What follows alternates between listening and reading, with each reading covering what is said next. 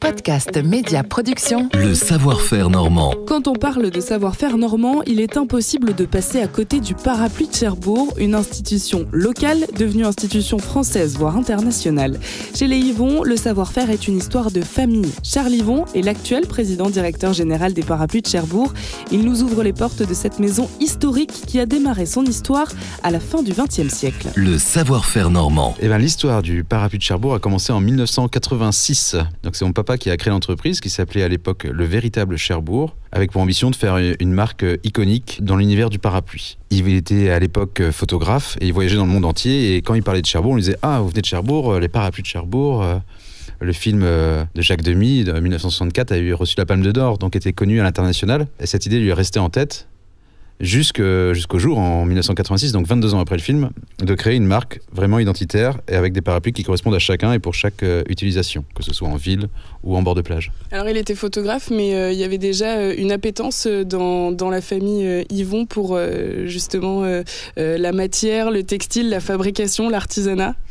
Effectivement. Donc voilà, mes ancêtres sont installés à Cherbourg il y a bien longtemps, et depuis 1800, ils étaient tanneurs, et donc ils travaillaient le cuir. Et les tanneries Yvon ont œuvré à Cherbourg en plein centre-ville, ils tannaient le cuir en plein centre-ville de 1800 à 1919, donc de père en fils, c'est resté donc pendant quasiment 120 ans. Et après, avec l'invasion du cuir canadien, les tanneries n'ont pas pu continuer. Ça a bifurqué. Mon grand-père a travaillé dans les grossistes en chaussures. Il a aussi créé le principe de la crêpe vulcanisée pour les bottes, ce qu'on retrouve le caoutchouc aujourd'hui pour les bottes. Il a créé la marque Novi. Mon père voulait pas forcément travailler dans les chaussures, et voilà, et a créé la marque, était photographe à la base et après a développé le Parapluie de Cherbourg. Donc il était à Paris à ce moment-là, je crois, il revient sur Cherbourg. Et comment ça commence? Parce que j'imagine que quand on veut créer une marque, c'est pas si simple que ça. Et oui, tout à fait, oui, il était à Paris, photographe à Paris, et il est revenu dans ses terres natales, à Cherbourg. Et il y a eu des sous-traitants qui fabriquaient, donc des fabricants de parapluies qui étaient dans le centre de la France, qui fabriquaient pour les plus grandes maisons du luxe. Et il avait fabriqué, on peut dire ça, un cahier des charges très fermé, très dur sur la résistance des produits. Parce que créer une marque de parapluies, c'est bien, mais à Cherbourg, de temps en temps, il y a un petit peu de vent. Et si on veut créer une marque assez forte, il faut que les parapluies soient résistants. Donc avec le sous-traitant, il a beaucoup travaillé pour faire des parapluies très solides. Et au début, il y a eu un modèle dans un coloris. Donc aujourd'hui, il existe encore en boutique, c'est le modèle Ville. Et il n'existait que en noir au tout début. Et après, plusieurs coloris sont arrivés au bout d'un an. Et puis après, de nouveaux modèles sont arrivés petit à petit. Ça a tout de suite fonctionné, le parapluie? Oui, ça a tout de suite fonctionné parce que les parapluies étaient résistants et qu'à l'époque, comme aujourd'hui, on ne trouve pas de parapluie solide. Donc quand on passait alors à Cherbourg, on a le pont tournant. Alors pour ceux qui connaissent un peu la ville, le pont tournant, de temps en temps il y a du vent qui arrive du large et qui retourne tous les parapluies chinois. Il n'y a que le parapluie de Cherbourg qui passait le pont tournant, donc ça fait une pub en local plutôt très forte dès le début. Mais bon, l'ambition de la marque, c'est pas forcément c'est d'être en local, ça c'est très très bien. Enfin, c'est ce qu'on veut, être très proche de notre territoire, mais c'est aussi de s'exporter, d'exporter notre savoir-faire. Et quand on parlait du pont tournant au Japon, ça parle pas forcément aux personnes. Enfin voilà, on dit il passe le pont tournant, vous vous rendez compte, mais bon, quand on est à Tokyo, le pont tournant de Cherbourg, ça nous parle pas. Donc on a testé les parapluies en soufflerie. Alors c'est quoi les parapluies en soufflerie? Alors les parapluies en soufflerie, on a fait un partenariat avec l'Institut aérotechnique de Saint-Cyr-l'École. C'est une grande soufflerie où ils testent des voitures de sport, ils essayent aussi des planchistes, des véliplanchistes, des skieurs alpins qui testent leur combinaison pour voir leur pénétration dans l'air. Et là, on teste le parapluie. Donc il y a une grande colonne d'air qui arrive sur le parapluie. Et aujourd'hui, nos modèles les plus résistants, alors à l'époque, on arrivait à 100 km/h de face. Et aujourd'hui, sur les parapluies, en 2023, on arrive à 156 km/h de face sur les modèles, notamment l'Antibourras, qui est le modèle le plus résistant de la gamme. Et qui ne se retourne jamais, on est d'accord? Alors là, il faut y aller pour qu'il se retourne.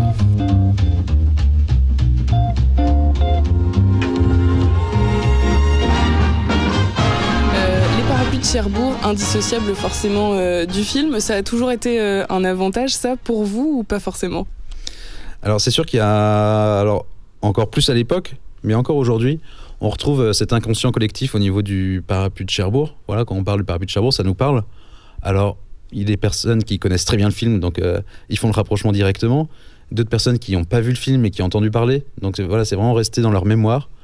Et aujourd'hui, on essaie de communiquer beaucoup sur la marque pour que dès qu'on pense à un parapluie made in France ou un parapluie solide, on pense au parapluie de Cherbourg. Alors vous grandissez dans cette entreprise. Charles, qu'est-ce que vous en dites quand vous êtes jeune, adolescent? Vous vous rendez compte de l'ampleur que ça prend? Alors oui, je suis né quasiment en même temps que la création de la marque. Comme ça vous donne à peu près une idée de mon âge. Moi j'ai fait un parcours plutôt scientifique. Après j'ai fait l'UFR de sciences. C'était pas du tout dans l'objet de reprendre l'entreprise familiale. Mais votre père, il vous en parlait justement. Enfin, c'était un souhait pour lui, parce que j'imagine que quand on crée quelque chose comme ça, on a quand même envie que ça continue, et encore plus dans la lignée familiale. Oui, alors il ne m'a jamais dit clairement, parce qu'il voulait que je sois libre de mes choix professionnels. Quand je lui ai dit, donc il y a un peu plus de 10 ans maintenant, que je voulais travailler dans le sens pour reprendre l'entreprise, il était très content, très fier, et oui, je pense que pour lui c'est le meilleur moment, quoi. Et c'est en 2018 que vous reprenez officiellement l'entreprise. Comment ça marche de reprendre une entreprise comme ça? Est-ce que c'est difficile justement? Reprendre une entreprise, oui, à l'époque on était vraiment une petite dizaine de personnes dans l'entreprise, donc beaucoup de travail forcément de développement. Donc ça c'était en 2018. En 2020 j'ai changé le nom de marque. Avant c'était le véritable Cherbourg, et en mars 2020 c'est transformé en le parapluie de Cherbourg, pour une question de lecture plus facile et de référencement. Voilà. Au moins on a le nom du produit dans la marque, et comme c'est notre cœur de métier, au moins on recentre au niveau du métier du parapluie. Et après un développement où aujourd'hui on est une bonne trentaine de personnes dans l'entreprise. Et en termes de tissu, en termes de matière, il est composé de quoi ce parapluie de Cherbourg? Là, il y a beaucoup de matériaux utilisés. Sur un parapluie, on retrouve du bois, donc différentes essences de bois. On a de l'érable, du hêtre, du châtaignier, du jonc. On retrouve également du métal, notamment sur les modèles sport où le mât est en métal, avec une ouverture automatique. On retrouve des fibres pour faire des baleines, ou alors de l'acier au carbone. On retrouve du laiton pour la bague, qui est une bague en laiton massif qu'on va dorer à leur fin de 24 carats ou 18 carats, en fonction des modèles. On retrouve du tissu, forcément, donc soit du polyester, soit un mélange de polyester et de coton, soit du coton. On retrouve les fils de couture et de broderie qui sont en général en polyester. Quelques éléments plastiques, mais assez peu. Notamment sur le modèle ville, qui est le modèle historique, le tape-à-terre est en plastique. C'est ce qui va permettre de marcher et de poser le parapluie au sol, pour pouvoir s'en servir aussi comme canne, parce qu'on vieillit avec son parapluie. Oui, c'est ça, c'est important aussi de dire que le parapluie de Cherbourg, on le garde toute sa vie. Oui, on le garde toute sa vie, et il se transmet de génération en génération, et c'est très régulièrement en boutique, on voit une personne qui arrive avec un parapluie qui appartenait à sa maman et qui vient le faire réparer. On voit qu'elle a tout cet attachement au produit, parce qu'elle a vu sa maman vieillir avec le parapluie, donc l'utiliser comme parapluie au début, puis petit à petit comme canne, et elle vient le faire réparer. Puis on accompagne la personne en disant voilà, telle pièce, on vous conseille de garder la patine parce que c'est la marque de votre maman sur la poignée ou sur le mât avec l'ouverture du parapluie. Et la personne ne va pas l'utiliser pour elle, parce que le souvenir est trop fort, mais en général, c'est les petits-enfants qui vont récupérer le parapluie, parce que les modèles sont toujours d'actualité, ils sont toujours en boutique. Oui, ça va plus loin qu'un simple parapluie, c'est une histoire de vie, en fait, le parapluie de Cherbourg. C'est une histoire de vie, c'est une histoire de famille, c'est vraiment un patrimoine familial, et on souhaite qu'il se transmette de génération en génération. On le répare également, donc on fait l'entretien du parapluie, mais il faut qu'il dure dans le temps, et c'est comme ça aussi qu'on va... Je pense qu'on en a marre tous d'acheter des chinoiseries, des parapluies qui se retournent au premier coup de vent. Enfin, je parle de parapluies parce que c'est notre métier, mais il y a plein d'objets comme ça qu'on utilise et on ne se rend même plus compte qu'on les achète pour les jeter. Et là, on essaie de faire tout l'inverse, justement. D'avoir des beaux produits qui durent dans le temps, qui sont agréables au toucher, qui sont... le bruit, le parapluie est très très bien tendu sur les 360 degrés du parapluie. Et quand il pleut dessus, ça fait comme un tambour, c'est très mélodique. Et visuellement aussi, il y a des couleurs, on a 22 coloris dans la gamme. J'allais vous dire, en termes de couleurs, j'imagine que vous renouvelez quand même sans cesse, que vous essayez justement de trouver des nouvelles couleurs.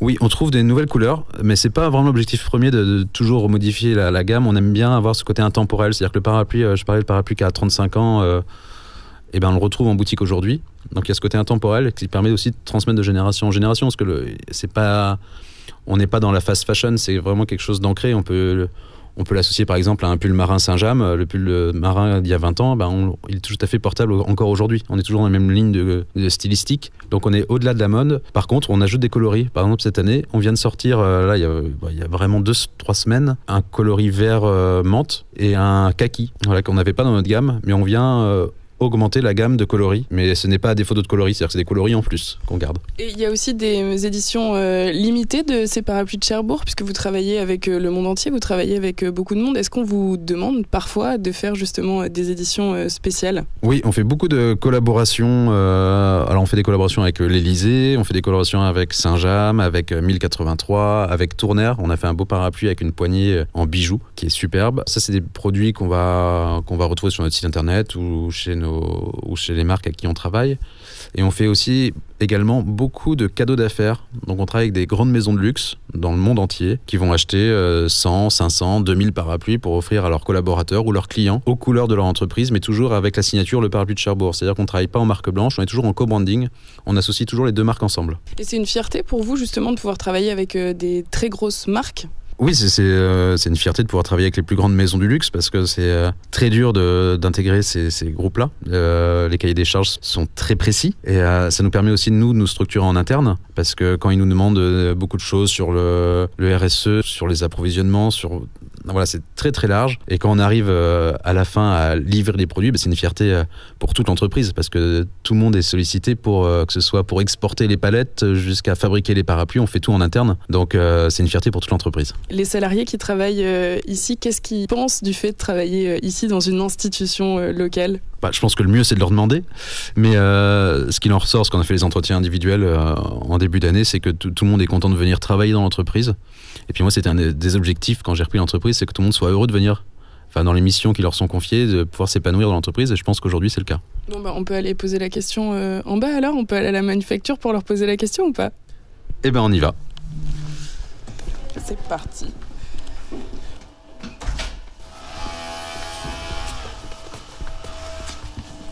Marjorie, vous êtes chef des ordonnancements de fabrication. C'est quand même un sacré statut, ça veut dire quoi finalement ?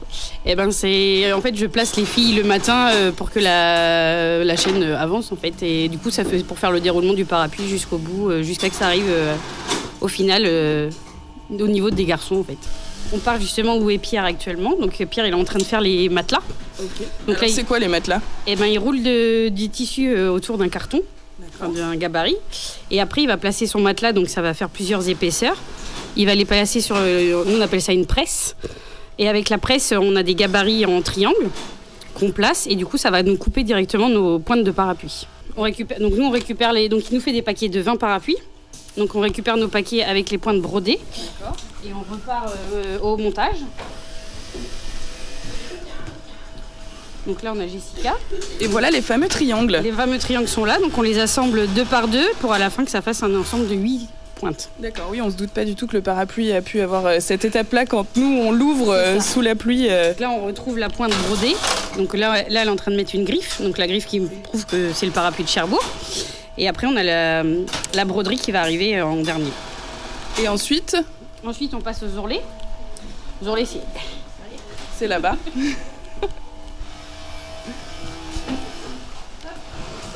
Là, c'est Marilyn qui nous fait les ourlets. Marilyn, est-ce que vous êtes fière de travailler dans cette entreprise des parapluies de Cherbourg ? Bah oui, bien sûr. Je suis très contente de travailler pour le produit de la région. Et donc là, une fois que cette étape est terminée, alors quand on parle d'ourlet... Donc l'ourlet, en fait, c'est la petite couture qu'on fait tout autour du parapluie pour le consolider, en fait. Et là, elle est en train de nous poser la lanière. Donc la lanière, c'est ce qui va nous servir à fermer le parapluie une fois monté. Donc étape très importante. Très importante. Une fois que cette lanière est posée, une fois que les ourlets sont faits, on passe ici, on passe juste devant.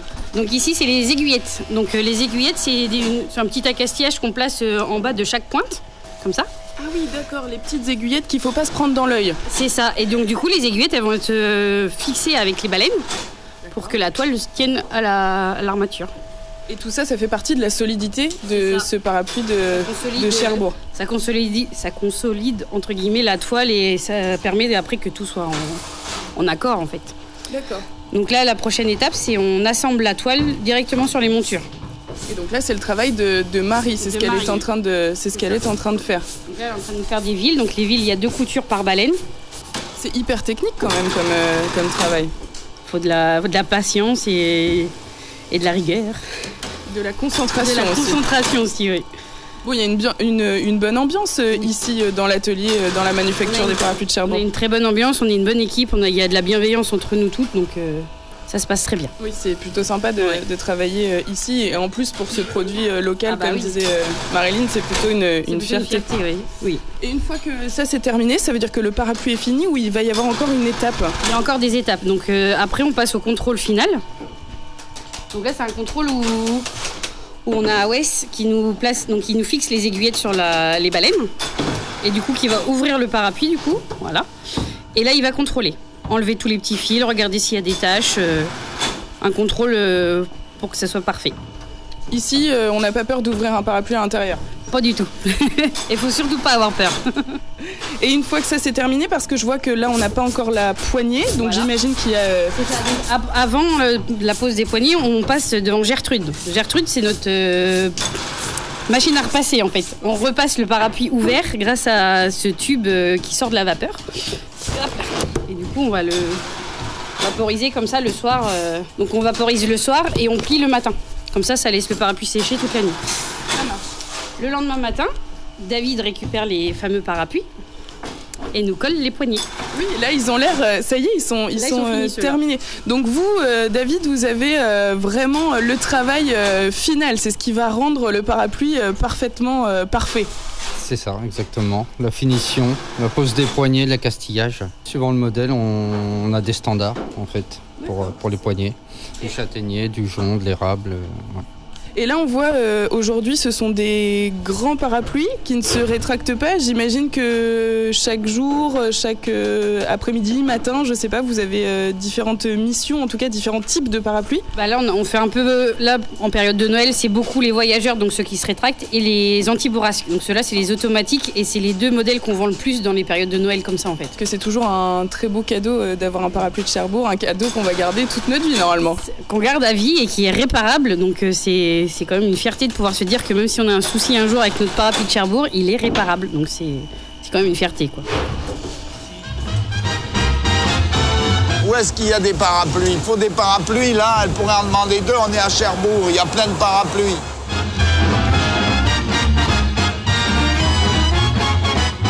Alors Emmanuel, là on est dans la boutique, on est finalement à la fin de la chaîne. Est-ce que vous pouvez nous la décrire, cette boutique des parapluies de Cherbourg, la manufacture devant laquelle on passe peut-être tous les jours? Je vois le Milady, le Demoiselle, tout ça ce sont les noms de parapluies qu'on a autour de nous? Oui, c'est ça, les noms, chaque modèle est différent. Il y a le modèle femme, le modèle homme, l'anti-bourrasque, le voyageur qui est un parapluie pliant, qui est plutôt en général pour les femmes. Dans le sac à main, il a un côté pratique parce qu'il est petit. Oui, j'allais dire modèle homme, modèle femme, c'est quoi la différence? C'est ça, c'est que... Le voyageur, on le conseille souvent pour la femme, pour le côté pratique, le sac à main, et le sport, je vais vous montrer. Ah oui, montrez-moi le sport. Pour le coup, le voyageur, c'est vraiment pour une personne. Que le sport, il est un peu plus lourd, donc on le conseille plutôt pour les hommes, et il est très grand. Ah oui. Vous voyez? Donc on peut mettre son épouse juste chérie, à côté, sa chérie, ses enfants. Oui, parce qu'il a un sacré diamètre celui-là. Et encore, on a encore plus grand. On a le Palace. On a différents modèles pour toute tranche de prix, chaque couleur, goût différent. Alors vous, c'est une fierté, Emmanuel, justement, de travailler ici, dans cette entreprise? Bien sûr, c'est plus qu'une fierté, c'est une belle maison, c'est un prestige, c'est un honneur même de travailler chez les parapluies de Cherbourg. On arrive dans la période de Noël, là, une grosse période évidemment pour vous. Je crois que vous faites des broderies, on peut personnaliser son parapluie. Oui, bien sûr, donc les initiales jusqu'à 3, chaque couleur différente pour le parapluie qu'on veut. On peut même mettre, là en cette saison de Noël, une broderie, une initiale avec un petit cœur. On peut tout faire. On peut tout faire. Formidable. Donc on vient vous voir si on a envie de trouver son parapluie, le parapluie qui nous convient, parce que j'imagine que aussi en fonction de sa personnalité, en fonction de son mode de vie, on prend pas le même parapluie. Bien sûr, chaque parapluie va à sa personne, chaque couleur, chacun ses goûts. Donc, mais on a de tout et justement, il faut venir chez nous. C'est le moment de faire plaisir. Noël arrive, d'offrir un super parapluie de Cherbourg. Donc, on en a pour tous les goûts, pour toute personne. Donc, faut pas hésiter. On a un stock incroyable. Donc, et encore une fois, on le garde toute notre vie. Exactement. Et on peut toujours le réparer. Même les anciens modèles, ils sont réparés chez nous. Donc justement, il faut venir chez nous. Le parapluie de Cherbourg, bien plus qu'une histoire de pluie ou de temps, une histoire de famille qui va au-delà des liens du sang. Alors vous savez ce qu'il vous reste à faire, investir dans cet objet qui ne perdra jamais de sa valeur. Podcast Média Production. Le savoir-faire normand en podcast et réécoute sur podcastmediaproduction.com.